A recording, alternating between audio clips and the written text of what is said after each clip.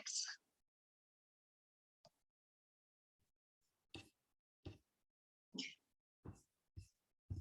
That's recording beautifully. So you are not seeing me in the right corner, right? Because I put my video things there so I can see what I look like, but you're not seeing it. No. Okay. I'm seeing you and then so you are on the right-hand side of my screen, but it's like in the black panel. Okay, good. Like how it was yesterday. The left-hand side. And I have everything open. Good. Okay. Bonne chance, Mia. You will be fantastic. The only thing is I'm not sure I'm seeing the Q&A. Yeah, give me one second. With my two screen, I'm not seeing it. So you know how you're sharing? Yeah, it's on top. Okay. You can open it if you want and have it minimized, or you can have it to the side and then pull it back in when you're ready. Yeah.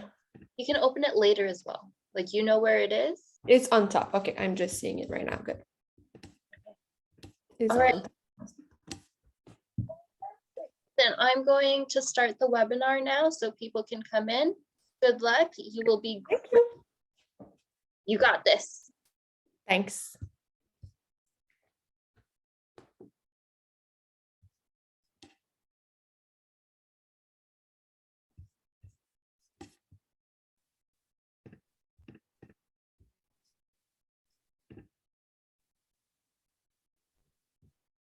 Bonjour, bonjour à tous. Nous allons laisser encore quelques minutes pour pouvoir laisser entrer tout le monde.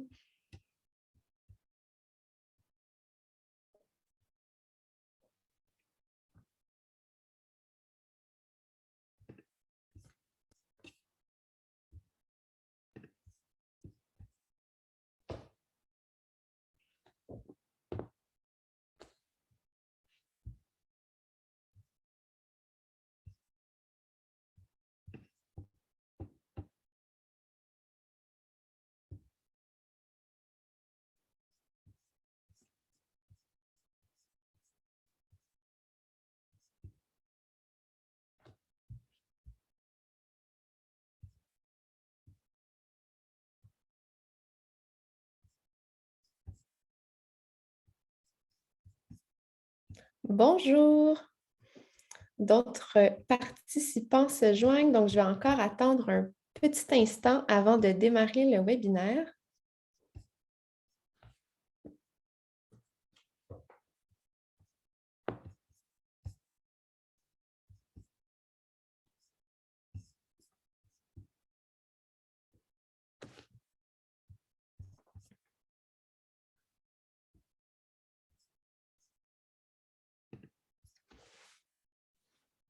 Donc, bonjour à tous et à toutes. Mon nom est Mia Sarrazin. Je suis la coordonnatrice de projet, en fait, dans le cadre de ce projet-là pour la Coalition canadienne pour un système de santé écologique et je serai votre animatrice aujourd'hui dans le cadre de ce webinaire-là. Donc, au nom de la coalition, j'aimerais vous souhaiter la bienvenue au webinaire Sûreté, sécurité et soutenabilité vers un système de pays réutilisable pour les soins de santé canadiens. Donc, ce projet, en fait, peut avoir eu lieu grâce au financement d'Environnement et de Changement climatique Canada. Et j'aimerais simplement vous mentionner en début en fait, de rencontre que tout au long du webinaire, vous pouvez utiliser la fonction de chat si jamais vous avez des problèmes techniques. Et vous allez également pouvoir utiliser la fonction de questions et réponses. Donc, vous pouvez écrire vos réponses là, tout au long du webinaire et on pourra y revenir à la toute fin. Comme nous sommes un petit groupe, peut-être également qu'on aura la chance d'ouvrir les micros et les caméras pour avoir une discussion un peu plus personnel. Donc, pour débuter en fait le webinaire, j'aimerais simplement mentionner que tout produit ou entreprise qui sont présentés en fait dans le cadre de ce projet ne signifie pas nécessairement qu'ils sont endossés. Donc, veuillez, s'il vous plaît, faire vos propres recherches pour trouver des produits ou des entreprises qui pourraient vous intéresser ou répondre à vos besoins. Donc, qui sommes-nous? La Coalition canadienne pour un système de santé écologique se trouve à être un réseau national sans but lucratif qui regroupe plusieurs organisations de soins de santé qui souhaitent notamment mener une transition vers des pratiques qui sont un petit peu plus durables sur le plan environnemental, mais également résilientes au climat. Le projet que je vous présente aujourd'hui, en fait, est un projet qui vise à démontrer que les équipements de protection, donc les EPI, et les plastiques médicaux à usage unique qui sont générés par les hôpitaux et le système de santé peuvent être gérés de manière différente et avec succès quand on applique des principes d'économie circulaire, donc de viser la réduction, la réutilisation et le recyclage autant que possible avant que ces produits-là soient éliminés. La discussion d'aujourd'hui, en fait, va vous présenter les différentes étapes du projet. On va également s'attarder sur des exemples de pratiques d'économie circulaire pour les EPI. On va vous partager nos découvertes, donc ce qu'on a trouvé au courant de la dernière année. On va également voir les différentes opportunités pour arriver notamment à un système d'EPI réutilisable pour les soins de santé et on va discuter ensemble des prochaines étapes et peut-être vous suggérer également certaines choses qui pourraient être accomplies dans le futur. Il faut savoir que ce projet-là s'inscrit notamment dans un intérêt quand même assez marqué du gouvernement du Canada pour réduire les plastiques. Donc, que ce soit différents plans gouvernementaux, des programmes de financement qui ont été déployés au courant des dernières années, le projet s'inscrit vraiment à l'intérieur de tout ça. Donc, on sait que le gouvernement a un objectif de zéro déchet de plastique d'ici 2030. On sait également que lors de la dernière Assemblée nationale des Nations unies pour l'environnement au Kenya, le gouvernement a aussi soutenu l'élaboration d'un nouvel accord mondial qui vise à être un peu plus contraignant et aussi à avoir une approche qui soutiendrait en fait l'ensemble du cycle de vie des produits. Donc, on vise à lutter là, à toutes les étapes la pollution plastique. Réduction des microplastiques également dans l'environnement, certains financements qui ont été lancés dans le cadre de la pandémie pour permettre à certaines industries de fabriquer des EPI qui sont beaucoup plus durables, qui sont aussi locales. On a toujours la réduction des GES, soutien de pratiques d'économie circulaire et différents programmes de recyclage, notamment pour les EPI en plastique, donc en polypropylène, qui ont été implantés pour les soins de santé. Qu'est-ce qu'on a fait dans le cadre de ce projet-là? D'abord, on a établi un comité directeur avec, en fait, différentes personnes à travers le Canada. On a également créé une revue de littérature. On a élaboré des pratiques d'économie circulaire en lien avec les équipements de protection individuelle. On a également mené une phase de découverte qu'on appelle, qui a été menée par Katie Cohen, où 7 tables rondes et plusieurs discussions et entrevues ont eu lieu à travers tout le Canada. On a également ciblé des EPI qui avaient un beaucoup plus grand intérêt, en fait, dans le milieu de la santé. On a réalisé 3 questionnaires. 2 d'entre eux vont vous être présentés aujourd'hui. Donc, le premier qui vise, en fait, les pratiques établies dans les établissements de santé en matière d'EPI réutilisables et de différents plastiques médicaux à usage unique. On a également fait un questionnaire directement avec les travailleurs de la santé parce qu'on souhaitait connaître leurs expériences et leurs opinions quant à l'utilisation d'EPI réutilisables. Et on a également un questionnaire qui a été mené auprès des entreprises qui sont liées là, de près ou de loin avec les EPI. On a également tenté du mieux qu'on pouvait, on va pouvoir vous le présenter aujourd'hui. Vous allez voir, ça n'a pas été facile d'estimer les quantités d'EPI qui ont été utilisées à travers le Canada dans le cadre de la pandémie. On a élaboré également une cartographie des acteurs précisément sur l'utilisation de blouses et de blouses réutilisables dans les établissements de soins de santé. On a soulevé différentes opportunités d'un système d'EPI réutilisable pour les soins de santé. Donc, à quoi ça pourrait ressembler en lien avec ce qui s'est passé autant à travers le monde que chez nous ici. Et finalement, en lien avec le partage de connaissances, on est présentement dans l'élaboration d'une vidéo sur l'usage des équipements professionnels. Donc, on va vous montrer un petit aperçu aujourd'hui de à quoi tout ça ressemble. Donc, j'aimerais d'abord remercier le comité directeur qui a participé à ce projet et également à toute l'équipe qui a travaillé sur différentes étapes en lien avec ce projet-là également. Donc, première étape du projet, comme je vous l'ai mentionné, a été d'établir une revue de littérature avec nos partenaires du Center for Sustainable Health System de l'Université de Toronto. En fait, cette revue de littérature-là visait à établir un examen en fait rapide de la situation actuelle qui entoure les EPI et de faire une analyse environnementale sur la réduction des déchets qui peuvent notamment être générés en lien avec ces équipements de protection-là et finalement de démontrer en fait les différentes opportunités de réduction et de réutilisation de ce type d'équipement. Si jamais ça vous intéresse, la revue de littérature est disponible directement sur notre site Internet, donc je vous invite à aller jeter un coup d'œil pour avoir plus d'informations. On tombe maintenant dans le vif du sujet en lien avec les pratiques d'économie circulaire pour les EPI. Donc, il faut savoir que lorsqu'on regarde en fait un système économique comme on l'a présentement, ça va vraiment être un concept d'économie linéaire. Donc, soins de santé linéaire, on va extraire les matières, on va les utiliser pour la conception et la fabrication de certains produits. Ils vont être achetés, après ça, être utilisés et une fois arrivés à leur fin de vie utile, bien, on va les éliminer et ils se ramassent pour la majorité du temps dans les sites d'enfouissement. Donc, ce qu'on a fait, c'est qu'on a ressorti les 3 principes clés de l'économie circulaire, donc d'éliminer les déchets et la pollution dès la conception de ces produits-là, d'essayer également de conserver les produits et les différentes matières qui sont déjà en usage dans la boucle et de régénérer en fait les systèmes naturels. Donc, voici à quoi pourrait ressembler en fait un système de santé basé sur un concept d'économie circulaire. Il faut savoir que la première étape, évidemment, est toujours la prévention. Donc, car prévenir l'usage initial de pays qui seraient, par exemple, non essentiels, ben, ça nous assure en fait déjà de générer moins de pays à la base. Par la suite, c'est de faire la reconception de ces produits-là. Donc, de repenser leur composition, de repenser les matières premières.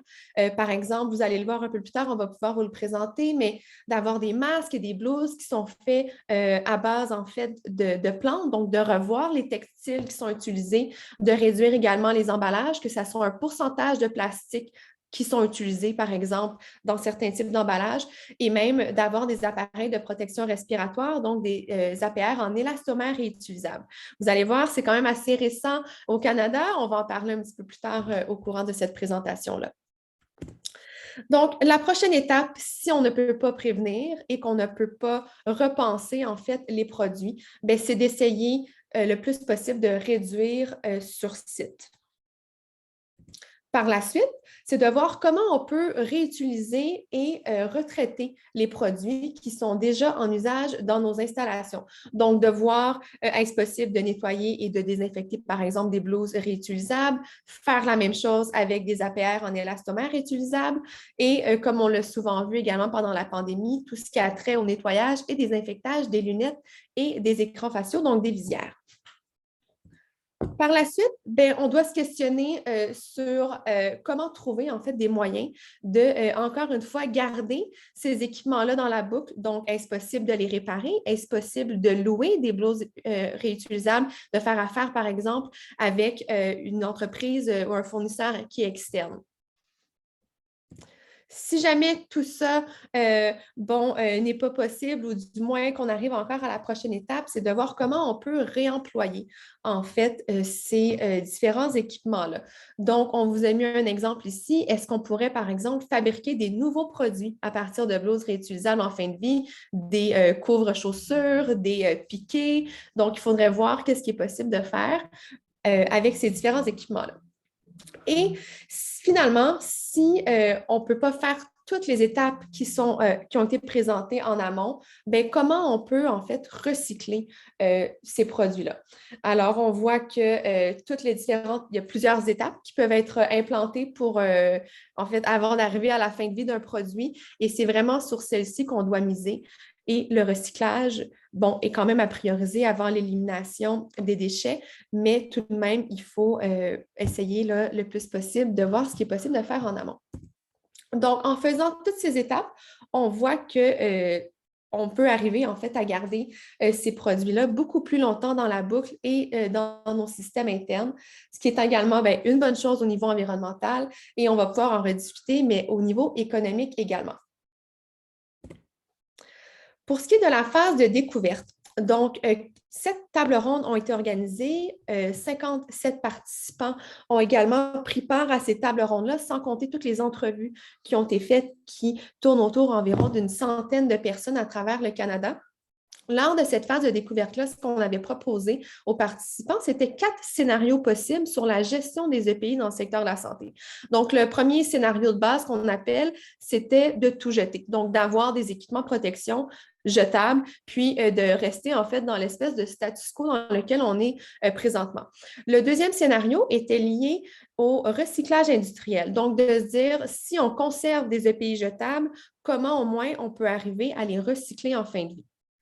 Par la suite, on avait le scénario prévention, qui était d'essayer d'imaginer comment on pouvait réduire et reconcevoir ces différents équipements-là. Et le dernier, qui se trouve à être un scénario quant à la prolongation, en fait, de la durée de vie. Donc là, on parle vraiment des équipements qui sont réutilisables. On a collecté des informations auprès de ces participants-là quant à l'analyse de ces différents scénarios-là.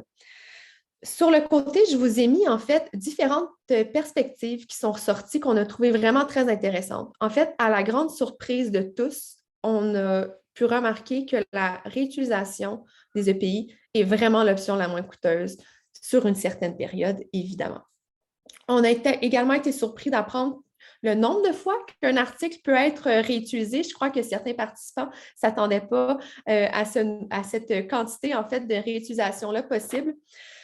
On a également vu que les normes relatives aux EPI réutilisables doivent être clarifiées. Il y a un flou énorme entre les différentes institutions, soit gouvernementales ou même sur le terrain à l'interne, et qu'il y a vraiment un gros travail d'éducation à faire, notamment avec les utilisateurs, pour les rassurer que ces EPI réutilisables-là sont aussi sûrs et sécuritaires après leur traitement.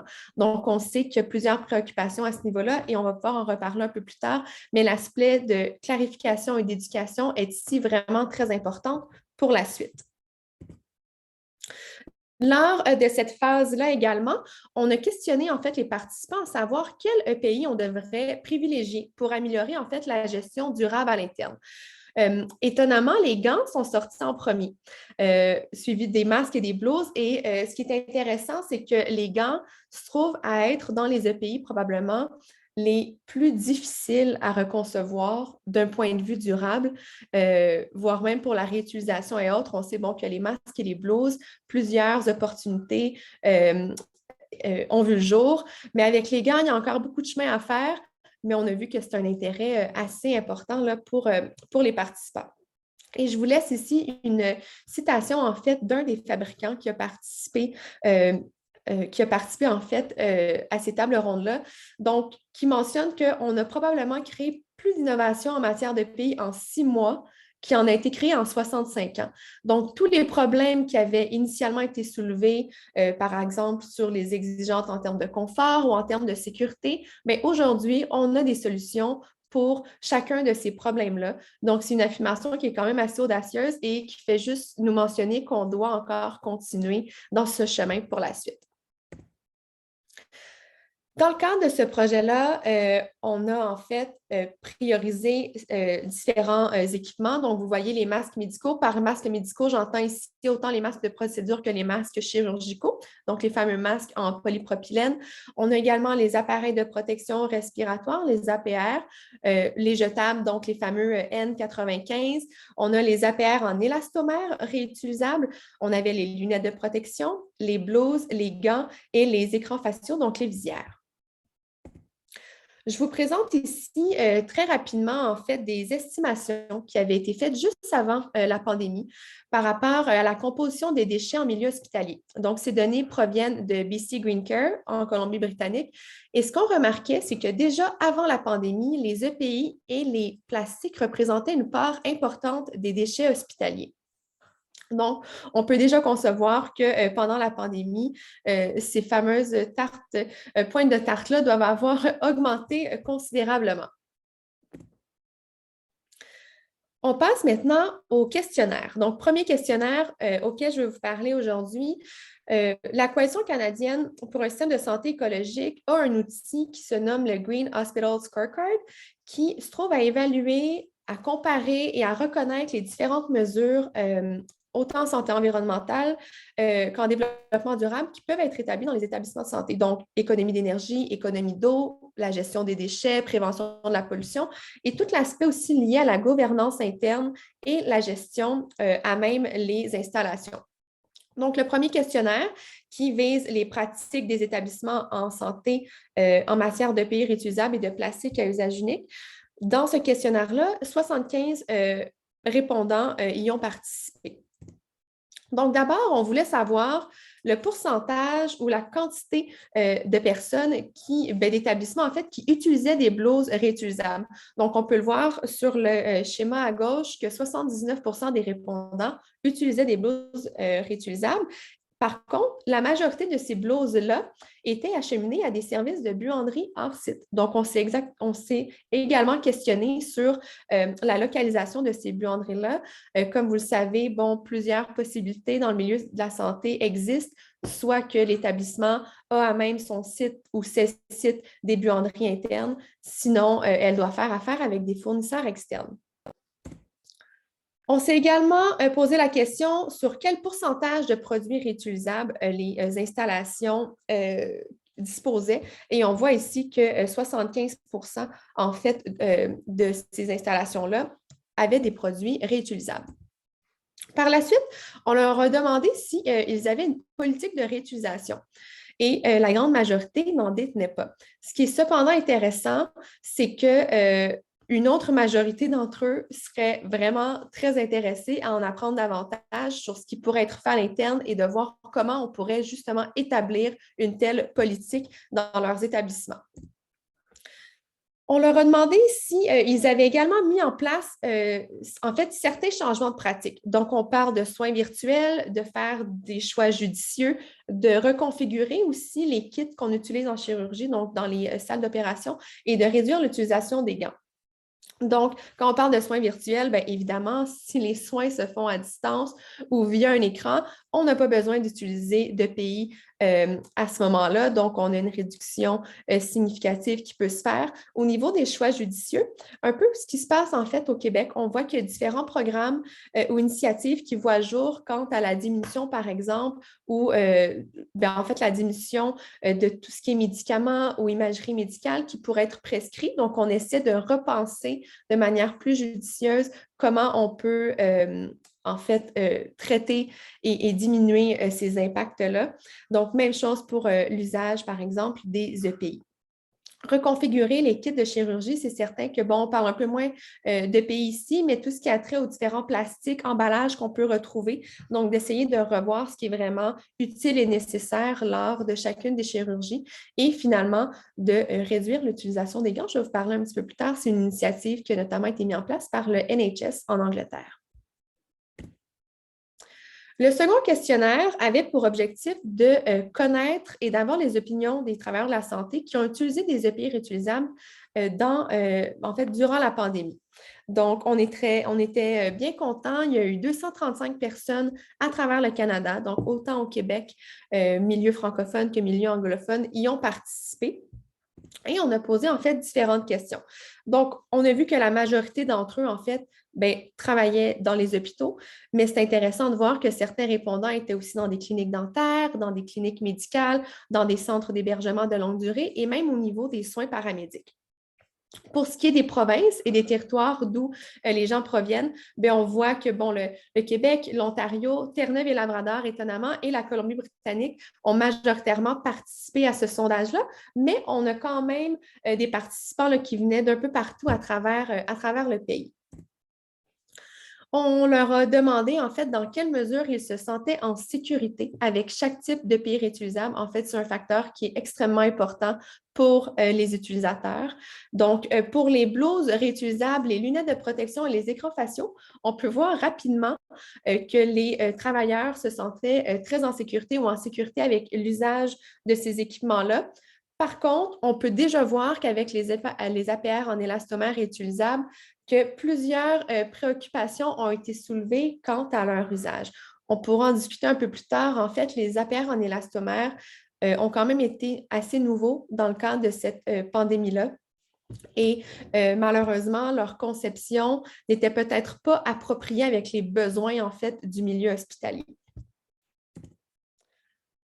Au niveau du confort pour chaque type de pays, bien encore une fois, au niveau des blouses, des lunettes et des écrans, on voit que le confort ne semble pas être une problématique ici. Mais par contre, pour les APR en élastomère, on voit là une multitude de réponses. Donc, les gens semblent mitigés envers le confort de ces équipements-là. Et en fait, ça fait encore une fois juste soulever qu'on doit optimiser et repenser ensemble la conception de ces équipements-là pour qu'ils soient vraiment adaptés aux besoins et aux milieux hospitaliers. On trouvait intéressant de se questionner sur l'importance de chacun de ces critères-là dans l'utilisation des EPI réutilisables par rapport au même type de pays jetables. Donc, on peut voir rapidement que, encore une fois, le critère de sécurité et le critère de répondre aux normes, donc aux différents standards, semblaient les plus importants, en fait, pour les travailleurs, puis ça fait tout son sens. Ce qui est intéressant, par contre, c'est qu'on voit que les autres facteurs suivent de vraiment très près ces deux-là. Donc, que ça soit, par exemple, au niveau de la réduction des déchets ou la réduction des plastiques à usage unique, les participants étaient vraiment, en fait, très intéressés par rapport à ces autres facteurs-là. On remarque par contre que le fabriqué au Canada, puis l'aspect peut-être de rentabilité économique était moins important pour eux, mais bon, ce domaine-là regarde un peu plus les approvisionnements rendus à ce stade-ci. Par rapport aux APR en élastomère réutilisables, on a aussi demandé le niveau de satisfaction parce qu'on voit que c'était très mitigé en lien avec les différents participants. Donc, ce qui est intéressant de voir, c'est que la confiance dans le processus de nettoyage qui est juste ici, elle était quand même bonne, voire à très bonne. Je vous explique rapidement, on l'a vu à travers autant le Canada que les États-Unis et autres, différentes procédures ont pu être mises en place quant au processus de nettoyage. Donc, pour les APR, ben, dans certains établissements, les employés pouvaient eux-mêmes désinfecter leur APR avec une lingette. Dans d'autres, c'était un nettoyage qui était centralisé. Donc, on comprend maintenant que le processus de nettoyage, ben, en ayant une partie qui était peut-être individuelle ou autre, pouvait amener les gens à se sentir beaucoup plus en sécurité parce qu'il y avait un contrôle sur justement leur processus. Ce qui est intéressant de voir, c'est bon, la qualité de voix, le confort respiratoire, même l'ajustement au visage. On est encore assez mitigé dans tout ça.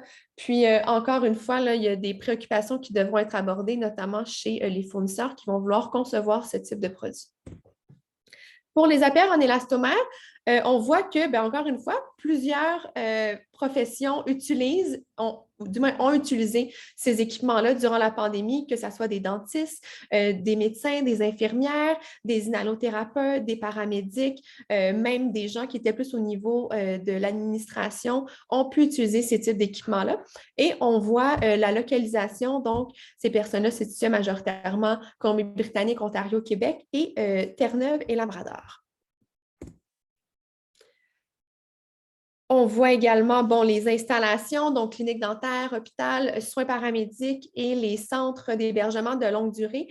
Et vous pouvez déjà voir différents types d'APR qui ont été utilisés, du moins qui ont été répertoriés dans notre questionnaire. C'est certain qu'il en existe d'autres et on va pouvoir vous les présenter là, un peu plus loin dans la présentation. Finalement, on leur a demandé si, après la fin de la pandémie, si jamais ces EPI-là étaient toujours, ces EPI réutilisables étaient toujours disponibles, s'ils souhaitaient continuer de les utiliser. Et on voit que pour les blouses, les lunettes et les écrans faciaux, la majorité mentionnait que oui, ils souhaitent les réutiliser. Bon, on voit encore qu'au niveau des APR réutilisables, les gens sont toujours mitigés quant à leur usage. On tombe maintenant dans la section liée aux estimations des quantités des matières résiduelles qui ont été liées aux EPI et aux plastiques médicaux à usage unique. Je vais vous avouer que ça a été un des objectifs les plus importants de ce projet-là, d'estimer en fait cette quantité de déchets-là qui étaient générés. Vous voyez que les informations qu'on vous montre ici, c'était ce genre d'informations-là qui nous étaient disponibles lorsqu'on a débuté en fait le projet. Donc, on avait des données à l'international, de voir combien de tonnes de déchets par jour, donc 1,6 million de tonnes par jour pouvaient être générées. L'OMS a également partagé différentes informations parce que l'OMS a distribué quand même des EPI à travers le monde, surtout dans des régions qui en avaient plus besoin. Ce qui est intéressant de voir, c'est qu'il y a 87 000 tonnes d'EPI qui ont été distribuées à travers le monde. Et parmi ce nombre-là, 37 000 tonnes de ces équipements-là étaient non essentiels. Donc, on se rend compte qu'il y a environ un 40% de pays qui ont été distribués et autres qui, en fait, n'auraient pu ne pas l'être. Aux États-Unis, on a certaines données qu'on voit qu'environ, dans les milieux de santé, le plastique représente 25% environ des déchets qui sont générés.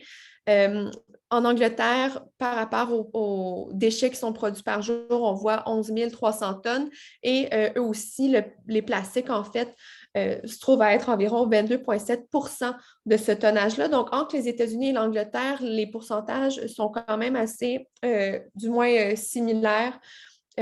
Voilà. Donc, pour le Canada, on avait des données que par année, on générait environ 3 268 000 tonnes de déchets.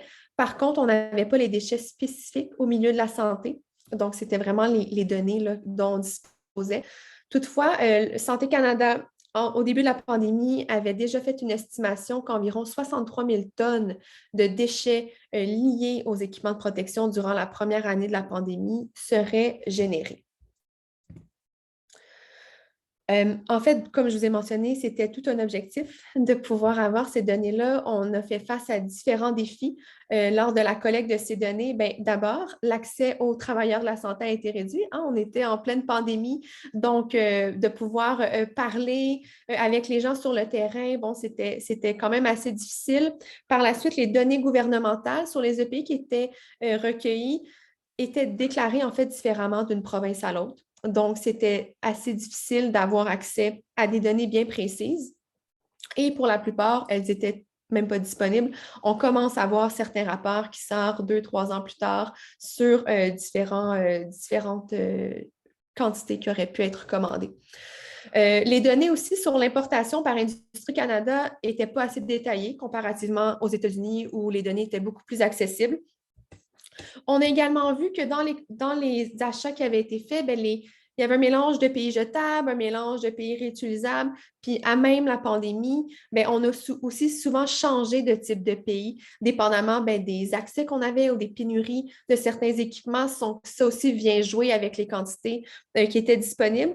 Les entreprises, évidemment, divulguent quand même assez rarement leurs données de vente et certains produits qui ont été importés répondaient juste plus aux critères d'utilisation parce qu'on sait que les standards et les procédures ont changé en cours de route. Pensons notamment aux masques KN95 qui venaient de la Chine qui finalement dans certaines provinces n'étaient plus autorisés à être utilisés. Donc, c'était des millions de masques qu'on a dû redistribuer soit dans les communautés et autres, mais encore là, on n'a pas accès à ces données-là. Et les EPI ont été achetés de plusieurs façons, que ce soit au niveau fédéral, au niveau provincial, les différents territoires. Les hôpitaux ont eux-mêmes aussi acheté ces équipements-là. Donc, essayer de faire le suivi des quantités, c'était tout un défi. Et finalement, les quantités qui étaient achetées, on ne sait pas si ont été utilisées juste pour cette année-là ou pour les années suivantes. On l'a vu au Québec, c'était assez particulier. Il y a un plan de distribution qui vient d'être mis en place, qui a été mis en place il y a quelques mois. Donc, d'essayer de suivre aussi toutes ces quantités-là, dépendamment des années qui ont été commandées, c'est tout un défi. On a quand même pu avoir certaines données, donc notamment de l'Ontario sur leur site Internet qui partagent ces données-là au fédéral, la même chose. Et je vous ai mis le petit tableau du dernier rapport là, de la Vérificatrice générale du Québec par rapport à la stratégie d'écoulement des EPI, en fait, des millions d'EPI au Québec. Donc, vous voyez les chiffres là, assez rapidement. Donc, les différents rapports gouvernementaux que je vous parlais, quelques-uns sont maintenant sortis au niveau du fédéral, au niveau de l'Ontario, au niveau du Québec, mais encore une fois, les données qui étaient partagées n'étaient pas nécessairement adaptées à ce dont on avait besoin, nous, pour pouvoir faire ce rapport-là. Ce qu'on a fait, c'est qu'on a essayé de faire tout de même des échantillons de l'impact de ces déchets de pays-là jetables. Donc, ici, vous voyez les données de l'Ontario pour les 2 ans de pandémie, donc jusqu'au 31 mars 2022. Donc, on a les quantités. Par rapport au poids, on avait déjà certaines données de chacun des EPI. Donc, on a quand même pu estimer, en fait, la quantité de poids et également la quantité de gaz à effet de serre équivalente. Donc, vous voyez les données ici. On a quand même assez des bonnes quantités. On a fait la même chose pour le Québec. Donc, on voit les quantités achetées. Pour le Québec, j'ai mis 1 an de pandémie, mais encore une fois, c'est beaucoup plus complexe parce que, bon, le plan de distribution va s'étalonner sur quand même plusieurs années et on ne sait pas ce qui s'est passé durant la première année. Les données étaient quand même assez difficiles au niveau là, de leur accès. Donc, on voit également le poids en tonnage et les tonnes de CO2 équivalents.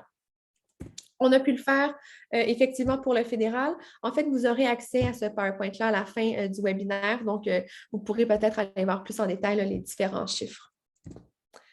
Donc, pour ce qui est des EPI jetables, bien, on vous les a regroupés. C'est certain que c'est une sous-estimation quand même assez importante parce qu'on a bon, des données du fédéral pour 2 ans, les données de l'Ontario, les données du Québec, mais pour le reste du Canada, malheureusement, rien n'était accessible ou peut-être toute autre circonstance d'achat qui aurait pu avoir lieu.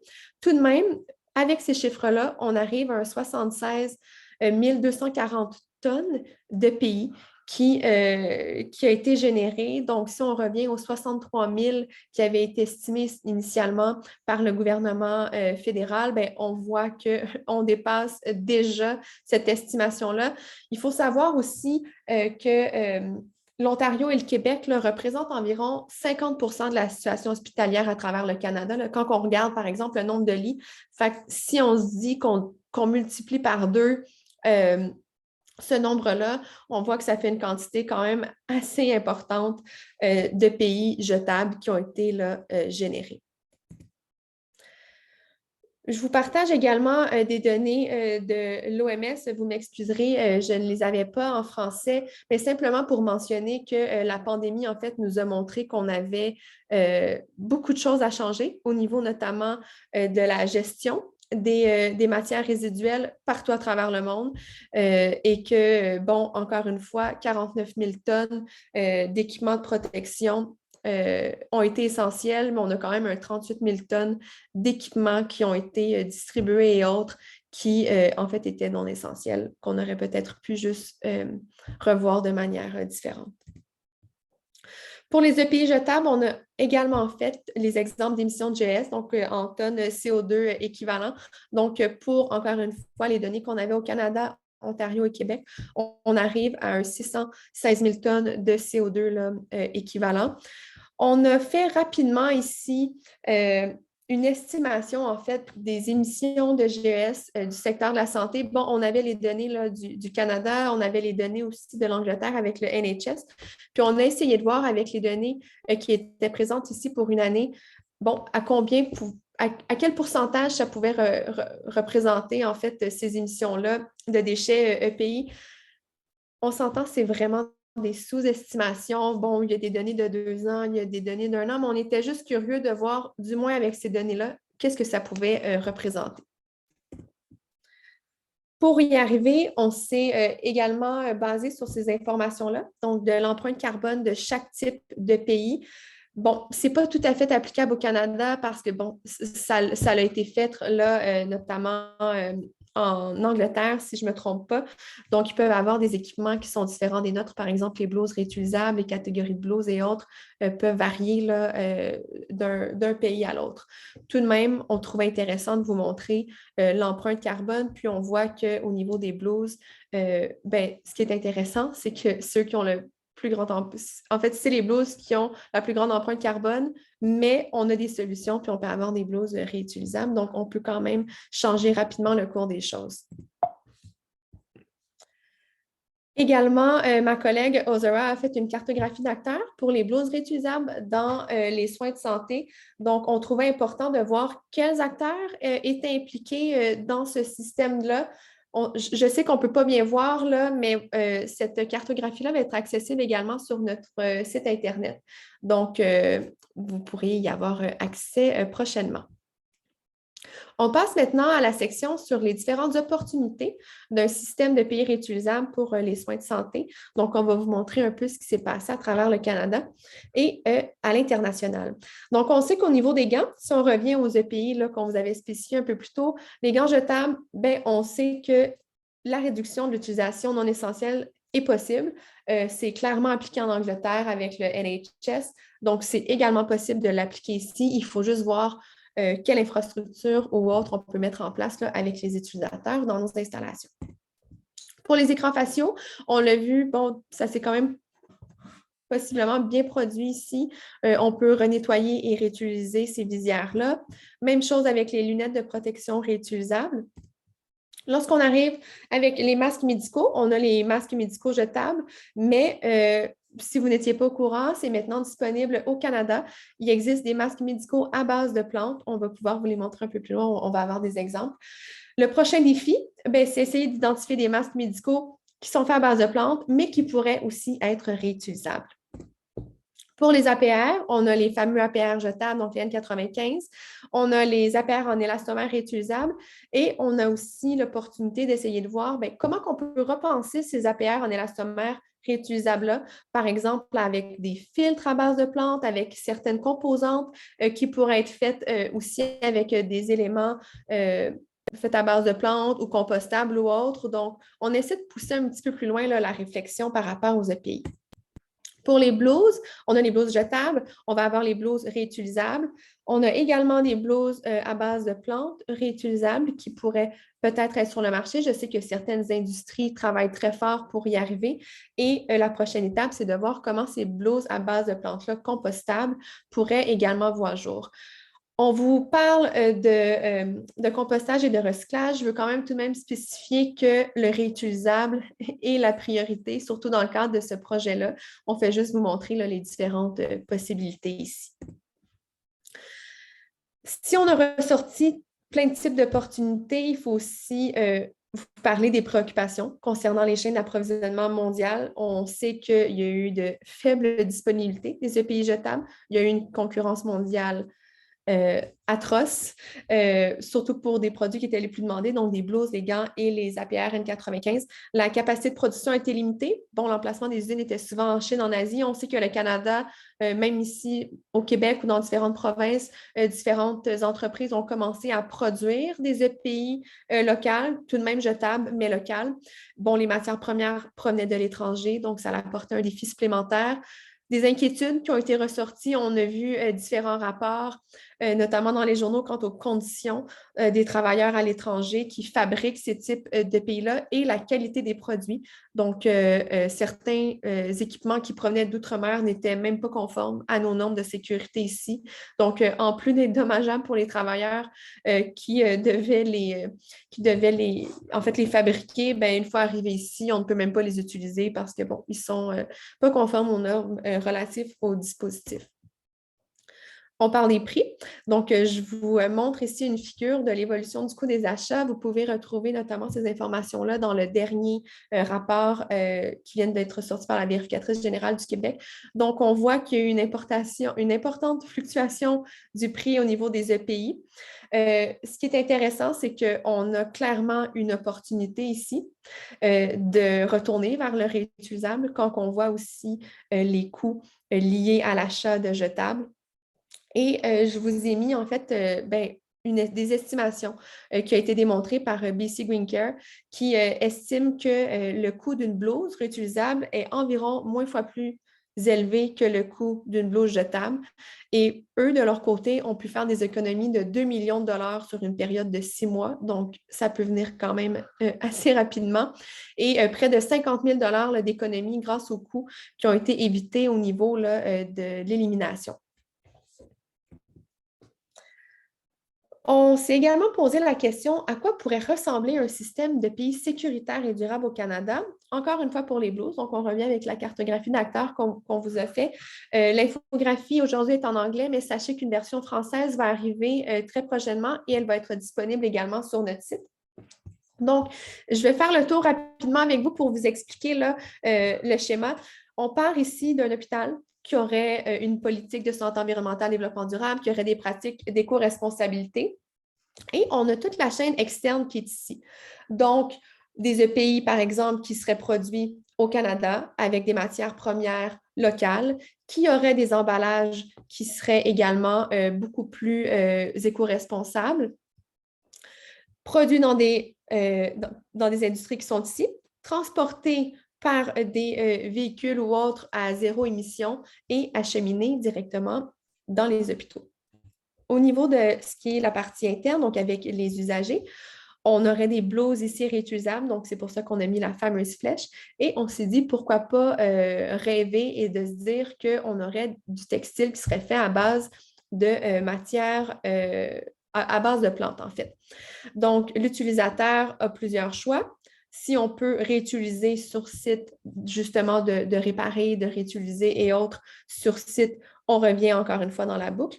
Si jamais, bon, on sait que même si on a des équipements qui sont réutilisables, il faut quand même réfléchir à leur fin de vie parce que ça va arriver d'une façon ou d'une autre. Donc, d'essayer de voir ensemble comment on peut réemployer, comme je vous mentionnais un peu plus tôt, est-ce qu'on peut faire des couvre-chaussures, est-ce qu'on peut faire des piquets, essayer d'être imaginatif ici puis de trouver une deuxième vie à ces produits-là. Et si jamais on ne peut plus rien faire avec les équipements réutilisables, c'est de voir si on peut les composter afin que justement on revienne dans la boucle et qu'on puisse refaire différents produits et matériaux avec ces équipements-là. Donc, cette infographie-là, c'est un rêve, mais ce qui est étonnant, c'est que plusieurs de ces composantes-là existent déjà à travers le monde et même au Canada. Donc, on le voit ici, c'est la fameuse semaine de sensibilisation du port du gant qui se fait au NHS en Angleterre. Donc, d'essayer de revoir comment on peut en fait diminuer la quantité de gants qui sont utilisés. Et je vous ai juste mis quelques données ici, là, mais on voyait qu'entre février 2021 et mars 2022, 7,3 milliards de gants avaient été utilisés là-bas, comparativement aux 5,5 milliards l'année précédente. Donc, en fait, les gens sur le terrain, je pense qu'ils sont de plus en plus conscientisés, puis ils essaient de voir quelles pratiques qu'on pourrait mettre en place pour réduire notamment certains de ces EPI-là. Des masques médicaux réutilisables, donc on le voit également en Angleterre. Je vous invite à aller jeter un coup d'œil. C'est une entreprise en fait qui vient de partir ces types de masques-là. On a aussi l'innovation au niveau des APR, avec les APR là, en élastomère. Donc, je vous ai mis ici quelques exemples.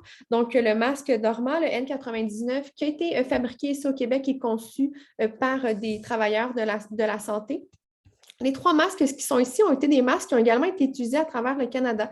Donc, en Ontario, le masque de MSA a été utilisé grandement. Ici, au Manitoba, le masque de précision ADM a été utilisé et le masque de Dentec, le masque, l'APR de Dentec a aussi été utilisé en Ontario. Pardon. Ce qu'on s'est rendu compte, c'est qu'au Canada, on avait en fait peut-être une mauvaise connaissance de ces APR-là, ou du moins, ils étaient beaucoup moins populaires qu'ailleurs à travers le monde. Aux États-Unis, juste pour vous mentionner, depuis 1996, ils sont utilisés au Texas, notamment pour protéger le personnel contre la tuberculose. Dès le SRAS et la H1N1, le CDC recommandait également les APR en élastomère réutilisables. Je vous ai laissé ici un guide qui a été fait aux États-Unis avec différentes recherches. En fait, il y a une panoplie de recherches scientifiques qui ont été faites, notamment sur ces équipements-là. Donc, je vous invite, si ça vous intéresse, à aller voir ce fameux guide. Vous allez voir, il y a vraiment beaucoup d'informations. Et je vous ai également mis une recherche ici qui a été faite aux États-Unis pour vous parler de la rentabilité économique. Et c'est ce que les gens de l'Ontario nous ont mentionné. En fait, puis on le voit dans cet article-là, en même pas un mois, en fait, on a eu une économie de coût de près de 90 parce que ces APR-là peuvent être utilisés sur une très, très longue période de temps. Je tiens à souligner qu'on doit avoir une infrastructure pour le faire, on doit faire des changements de pratique à l'interne. C'est pas si simple de changer ça du jour au lendemain, mais c'est possible et on voit des exemples de plus en plus fréquemment à travers le monde et nos voisins aux États-Unis utilisent beaucoup plus en fait ces équipements-là que nous, on peut le faire ici. Donc, je pense que, comme je vous mentionnais, l'aspect de clarification, l'aspect d'éducation est vraiment très important parce que les APR, là, en élastomère réutilisable vont, selon nous, être à privilégier là, pour les prochaines années. On a également des masques médicaux à base de plantes, donc ce que je vous parlais, qui sont fabriqués au Canada. Donc, je vous laisse ici les coordonnées. Je vous invite à aller voir tout ça. On a aussi une augmentation de la fabrication nationale des EPI réutilisables. Donc, on voit autant au Manitoba, en Ontario, au Québec avec Medicom, il y a eu des contrats qui se sont donnés, il y a des industries qui prennent forme.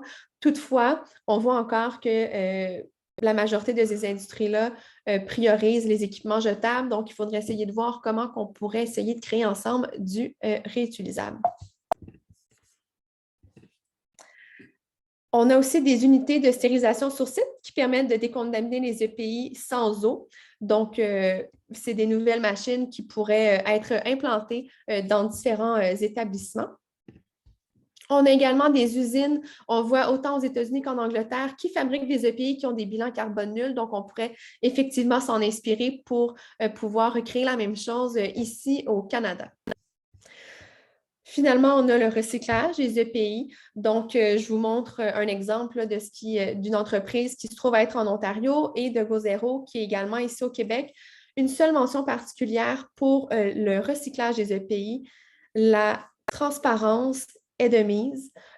Donc, on ne veut pas créer n'importe quoi avec ces équipements-là. On sait que le coût est quand même très élevé pour recycler différents pays-là. Donc, c'est pour ça que quand on revient à la chaîne au concept d'économie circulaire, on doit prioriser d'autres étapes avant d'y en arriver. Mais tout de même, c'est des programmes qui existent et sur lesquels on peut là, se rediriger si jamais on n'est pas capable de pouvoir implanter les autres étapes en amont.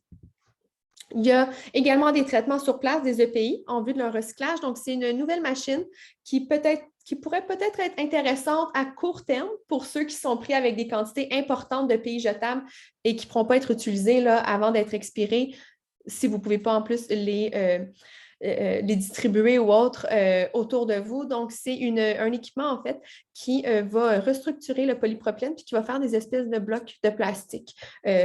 C'est encore une fois en Angleterre. Donc, techniquement, il y a des contrats qui devraient avoir été signés au Canada, donc à voir là, avec les différents hôpitaux qui sont ici. Mais je reviens encore sur le réutilisable qui doit être privilégié, évidemment. Pour les recommandations, partage de connaissances. Donc, la pandémie, il faut en tirer des leçons. On a tellement appris de connaissances que ça serait désolant de devoir tout mettre ça de côté et de recommencer à zéro. Donc, il faut prendre en fait ce momentum-là pour se dire de recréer un système qui est beaucoup plus durable et économique pour nous.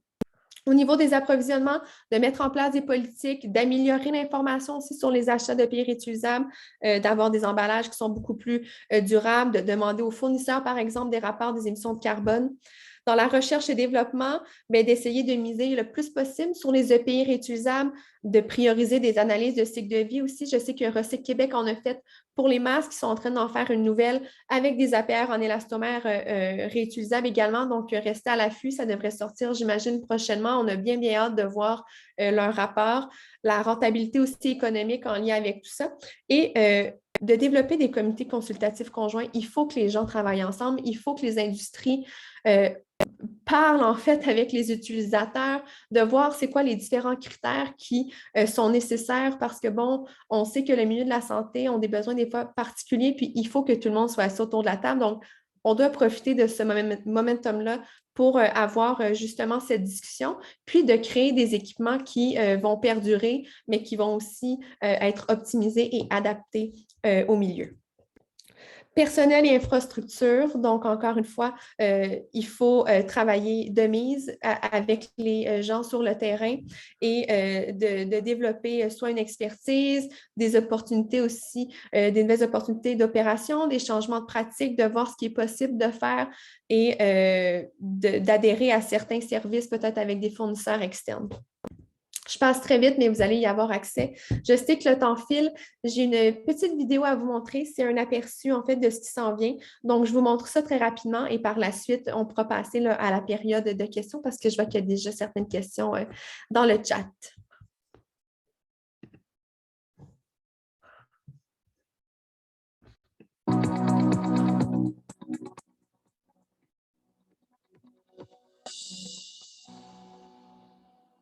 Switching to reusables is extremely important in helping hospital facilities and healthcare facilities be more sustainable because we already use a lot of materials once, single-use materials, and throw them out.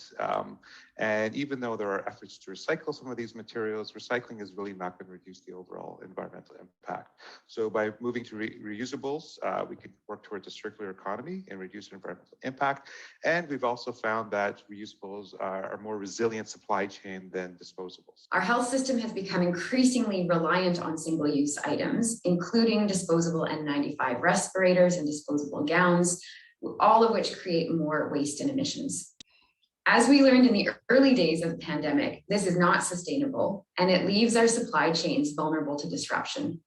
It's a lot easier to scale up your reuse cycles, such as laundering gowns or replacing the filters in your reusable respirators, than it is to manufacture more of something. And of course, it creates less pollution. So we are creating a healthcare crisis with what we do as healthcare professionals. It is actually an incredible conundrum, and we are all somewhat hypocritical if we do not start to take responsibility for our professional activities, because the amount of waste we generate, if we were to be considered collectively, all healthcare professionals globally as a country, we would be the 5th worst polluter as a country on the globe. I found that shocking when I found that out, and but it makes sense when you think about it because we generate so much waste. So this idea that we can just live our lives with single-use disposable things that are manufactured, that consume natural resources, we use them for seconds to minutes and then we throw them out, that is an inherently unsustainable relationship with the natural world. And it is an irresponsible and egregious use of natural resources.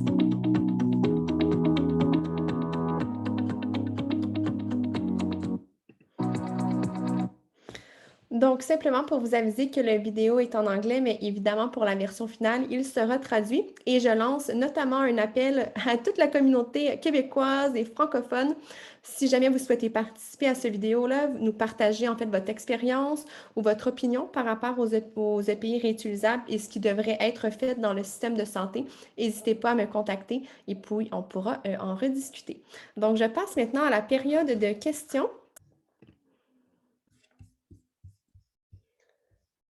Je vais pouvoir aller voir. En fait, je propose même, puisqu'on est une petite équipe aujourd'hui, de peut-être lever la main et on va pouvoir débloquer votre micro ou même peut-être caméra. On va avoir une discussion peut-être plus intéressante.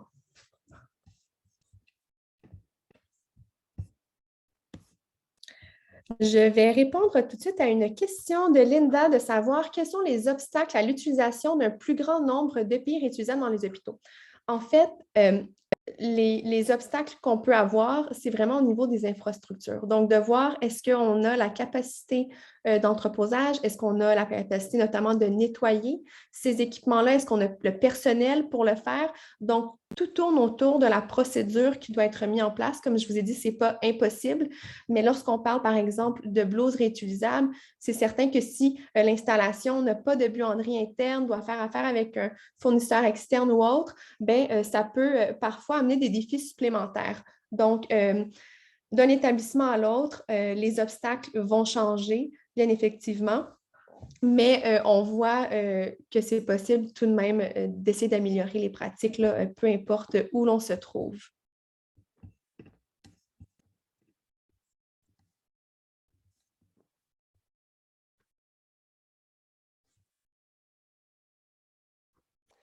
J'ai quelques questions concernant le nombre de fois que certains équipements peuvent être réutilisés. Donc, tout dépend effectivement de l'équipement, donc des blouses ou des types de masques. Donc, ce que je pourrais faire, c'est que je pourrais vous partager en fait certaines données qu'on a parce que ça peut changer d'un équipement à l'autre, même voire d'un type d'APR utilisable à l'autre. Je sais que les APR, c'était minimum une centaine de fois qui pouvaient être réutilisés. Encore là, dépendamment de la manière qui sont désinfectés, qui sont nettoyés et ce que le fournisseur aussi de chacun de ces types de produits-là propose. Donc, je pourrais évidemment vous partager là, ces informations-là, ça va me faire plaisir.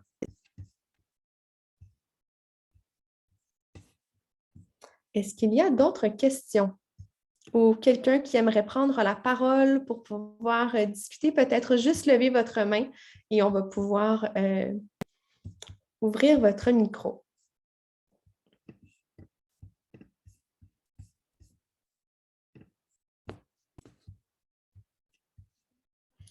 Je ne vois pas d'autres questions. Attendez, je vais juste aller vérifier. Dans ce cas, je vais en profiter pour remercier Environnement et Changement climatique Canada, sans quoi ce projet-là n'aurait pas pu avoir lieu. Et si jamais vous avez des questions ou autres, ou des informations que vous aimeriez nous partager ou même participer à la vidéo que nous sommes présentement en train de créer, je vous invite à m'écrire. Vous voyez mon adresse, il y a une petite faute, mais vous voyez là mon adresse qui est juste ici. Et simplement pour vous aviser également que nous allons mettre en ligne le rapport final. Nous sommes en train d'élaborer un guide pour chacun des équipements de protection individuelle ainsi qu'une liste en fait de choses à prévoir pour les travailleurs de la santé qui souhaiteraient en fait améliorer le système là, de pays qu'on retrouve dans les établissements de santé. Donc, d'essayer de passer le plus possible au réutilisable.